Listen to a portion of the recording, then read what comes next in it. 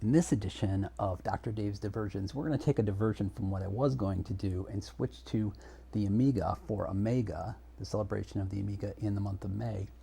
And we're going to run David Murray's Attack of the PETSCII Robots on the Amiga using an Apple II emulator. So stick around.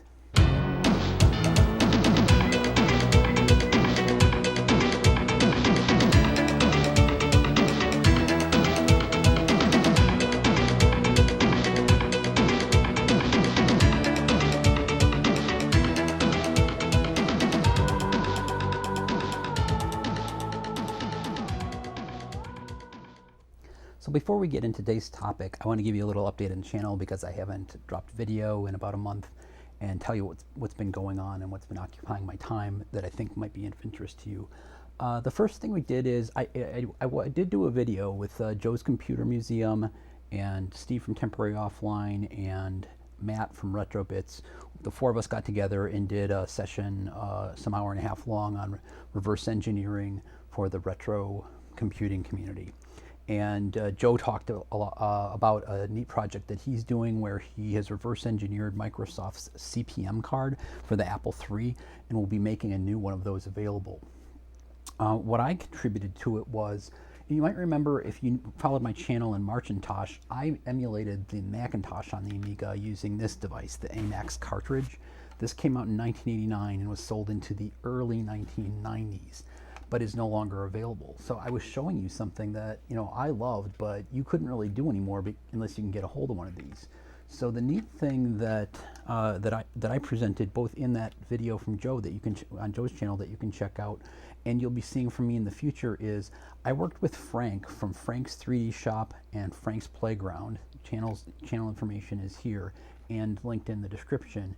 And what we did is we reverse engineered the AMAX cartridge to produce a new version of it that will be able open source to you, and you'll be able to attach Macintosh floppy drive peripherals to your Amiga, just like I did, and run the AMAX emulator and run tools like CrossMac, which allow you to mount HFS file systems on those foreign devices on your Amiga. So on the Amiga, for instance, what I'm able to do with this is, instead of a GoTech, I use this, the floppy EMU, which Macintosh people know. It's basically a GoTech for the Macintosh. And I can use that using the AMAX cartridge on my machine. And now with this collaboration with Frank, our two channels are going to release this new hardware so that you can run the floppy EMU and other Apple 800K floppy disks on your machine if you have an Amiga. And it'll support all the different Amiga lines as long as you have an external disk port on there. So that's catching up. But if you've been living under a rock, maybe you don't know this, but if you're in the 8-bit retro computing community, the newest, greatest game is David Murray's Attack of the PETSCII Robots. And he's ported it to something like 4 different platforms: the PET, the VIC, I believe it's available for the 64, and then Commander X16. And another team of programmers, I'll put some information in the description about them, got the source from David and ported it to the Apple II. So when David announced the Apple II version was released, I'd like to run that game. How could I run that on my Amiga? Well, I have never run an Apple II in my life. I've never used an Apple II in my life. I think one of the schools I was in had an Apple II, but they also had TRS-80s, and I was using those. So honestly, I'm over 50 years old. I've never used an Apple II, and I thought it was about time I got into that. So what I did is I looked on AmiNet, and I found what seems to be a pretty complete Apple II emulator that was written in the early 90s by a gentleman named Kevin Kralian. And there's documentation from Kevin, and then 2 people have since added on to the project.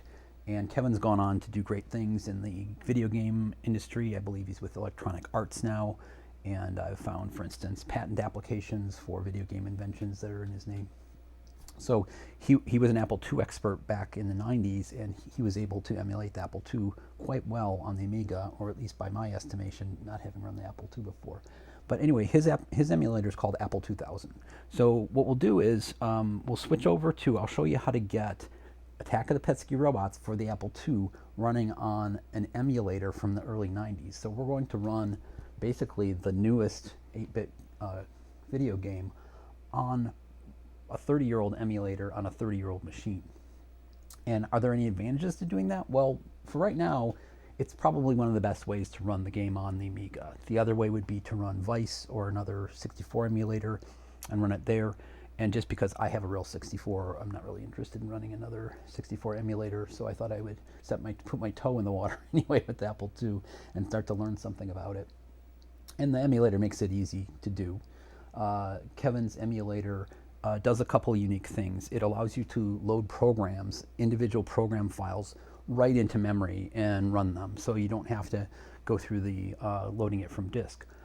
In the case of Attack of the PETSCII Robots, though, it's a very elaborate game, many maps, it's got sound, it's a big game, and it's multi-stage, and it needs to load from the disk, so it pushes the limits of what some emulators can do. And what I've learned is that just as is, if you buy the digital version of the Attack of the PETSCII Robots, it won't run on the Apple 2000 emulator. You have to convert it from the ProDOS ordered disk image, the floppy disk image, to a DOS ordered disk image, but then you can get it to work using two specific versions of Apple 2000 that I found on AmiNet. One is called version 1.7, and that's the one I'll be showing. And the other one is there's an Apple IIe emulator based on Apple 2000 that it also runs in there. So that's basically what we're going to do in this episode, and just get our feet wet a little bit in Apple II. But let's go over to once you purchase the game, it was $10. You get the archive, and you extract the archive, and inside there's a .po file, and there's an additional PDF with the documentation and everything. You need to take that PO file, get it over to your Amiga, and then we'll take it from there. So let's go to the Amiga, and I'll show you what to do with that image, and then we'll go and run the game, and I'll run it not just on my VGA screen, I'm also going to run it on my monochrome output from the Amiga, and another RGB component output that I have on the Amiga to see how those look compared to the VGA output, and see if we can approximate that sort of probably monochrome experience you would have had back with early Apple IIs. So go over there. I'll come back at the end and give you some thoughts I have about the game and where it's going, and the experience of running the Apple II emulator on the Amiga. All right, so let's boot my Amiga. All right, so we're booted, and I run a shell. I like to use a shell called SKSH, but we also just want a normal shell, so I'm going to start CLI. So on the top there, we've got the normal AMayGA shell, and down here is the K shell that I'm more used to using.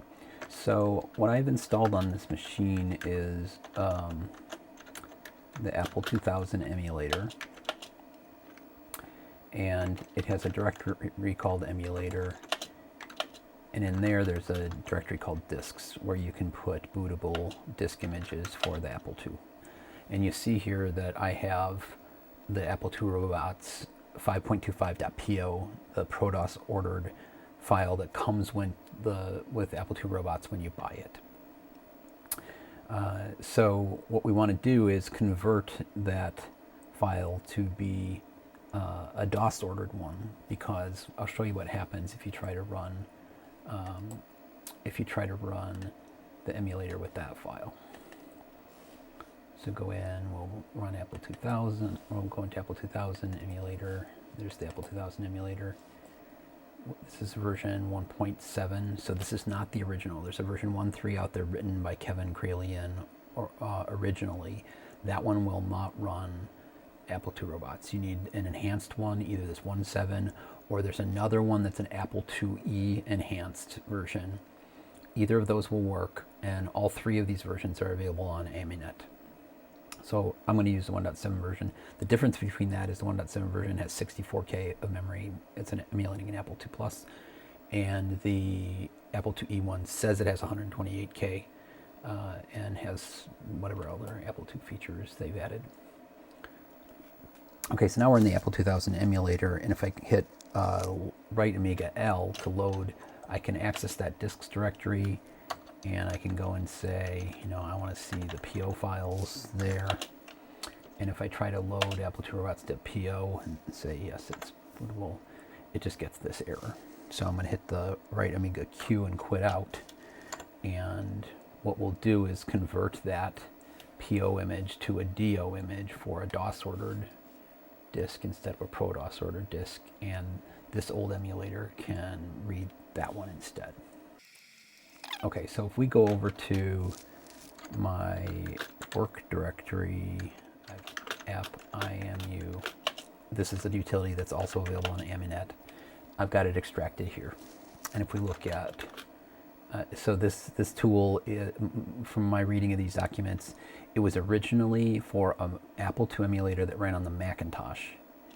And it's been ported to the Amiga from source. And it went through various names. Apparently it was originally called IIMU for image utility. It got its name changed to App8IMU, presumably meaning Apple 8-bit image utility. And in this particular extraction of it, it's called APIMU for Apple IMU. But in any case, if you try to run it, well, you can read the documents there, but if you try to run it, you'll get this error, stack overflow. And the reason that is explained in the document, what you have to do is change your stack to be at least 410,000 bytes. And we go into org/AppImU. So now I'm in the normal Amiga shell because that allows me to change the stack size using the stack command. I think the default for me was, before I ran that command, it would have been 4096. And if we run AppImU now, we don't get an error anymore. So now that we have the Apple image utility runnable, because we said stack 410,000, we can go over to that disk directory.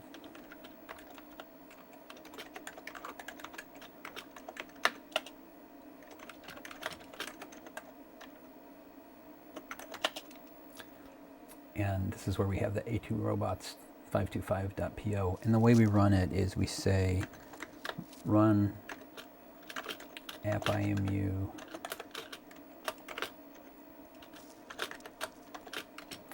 and the input file name A2 Robots 5.25.po, and we say reorder to A2 Robots 5.25.do. There we go. So now we've got, there's the PO, there's the DO. So now let's launch the emulator again and see if it works. I'm going to hit right Amiga L to load, go into disks. Now we remember our new image is a .do, so let's say we want to see the .do files. There it is. Say yes, and it's loading up. So I'm going to switch into, in the emulator, if you hit F5, it goes into as fast as it will run, what they call ludicrous speed, and that will load the game as fast as possible. I'll hit F2 to switch back to normal Apple II speed, and we have the game up. And this is what it looks like on my screen capture of my VGA output on my Amiga, Flicker Fixer. So what I think, instead of playing it here on the VGA screen, let's restart the emulator, and I'll switch to capturing using the RetroTink off of the Amiga's normal video output that I have analog RGB on, and see if we can make it look a little more like it would on the original Apple II. All right, so here we've launched the Apple 2000 emulator, and I'm going to hit the right Amiga L, and we're going to choose disks. Now we left that image there with the suffix DO, and the pattern here is it's looking for .disk or .prog, so let's change it to DO. And there's our Apple II Robots 5¼ inch disk image. Let's select that and say yes. And now what I'm going to do is I'm going to go into ludicrous speed while this is booting by hitting F5. This will cause the game to load faster. and when we get the title sequence, we'll slow it back down to its normal speed here so that the music sounds right. If I go back to ludicrous speed, you'll see the music plays too fast. Okay, so we're at the normal speed, and I'm also recording this. So we're seeing it in the color mode through my retro tank. I'll change the retro tank to monochrome, and it looks like that. And go back to color, and I'm also recording this on my 1702, so I'll give you a glimpse of what that looks like. So let's start the game. So once again, I'm going to go back to ludicrous speed to cause it to load faster, and back to normal speed. So moving around, the keyboard on the emulator works just like it says in the documentation. I can also use the arrow keys to move around, or it seemed like even the joystick works. So let's search in this lander here, see what we can find there. Okay, we've got a pistol. So now we're ready to look around a bit.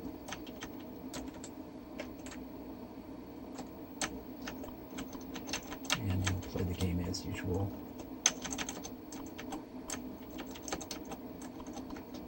I'm going to look in this cabinet. Nothing found. I can, if I want to, I can shoot that robot. So let's quit out of the game and change it to monochrome mode with the PETSCII graphics and see what that looks like. So now I can just quit the game here. Yes. Back to ludicrous speed. This is a lost. Hit escape again. Start the game again. This time let's change it to PETSCII tiles. Start the game again. Back to ludicrous speed. Back to normal speed. And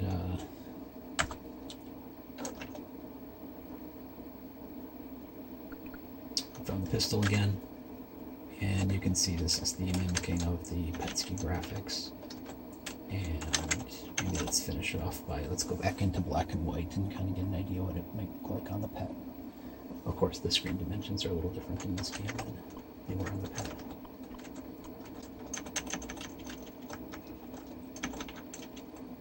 I've only got a pistol, so I'm not ready to take those guys on yet. Anyway. So pretty cool, right? Getting the Apple II version of Attack of the PETSCII Robots working on my favorite machine, the Amiga. I didn't mention in the intro, I've got a 68040 in here. You need at least a 68020. You need an accelerated Amiga to emulate the Apple II using Apple 2000, at a reasonable speed. So that's the only requirement there. So what's coming up? I have the Ron's Computer Museum, and Ron from Ron's Computer Museum helped me understand a couple of the issues that I was having with getting this working. So I want to thank Ron and point you to his channel and some cool things he was doing. Not only did he run Attack of the PETSCII Robots on the Apple II card for the Macintosh, he also recently did some stuff on how to get Total Replay, a huge collection of hundreds of Apple II games working on a hard drive image in that same thing. And when I saw Ron do that, I was like, wouldn't it be cool if I could get that Total Replay set of games, or at least the subset that will work with the emulator working on the Amiga. So I've done that, and one of the videos, probably the next video coming up, I'll show you how you can take that collection and make a big collection of games instead of just being stuck with the 5 that come with Apple 2000 and now this one David Murray's game. So that's coming up. I want to thank Mike from the 8-Bit Retro Journal for inviting me to participate in AMayGA. I'm an Amiga guy. I just don't have the time with the projects going on right now to dedicate more to it now, but I loved December and Marcintosh and now AMayGA. And what I've done in December was run my Amiga as a DOS machine, in Marcintosh run my Amiga as a Mac, and now I'm running my Amiga as an Apple II for AMayGA. So have a great month. Check out the other AMayGA stuff. Check out those channels I linked, and I'll see you next time. Take care.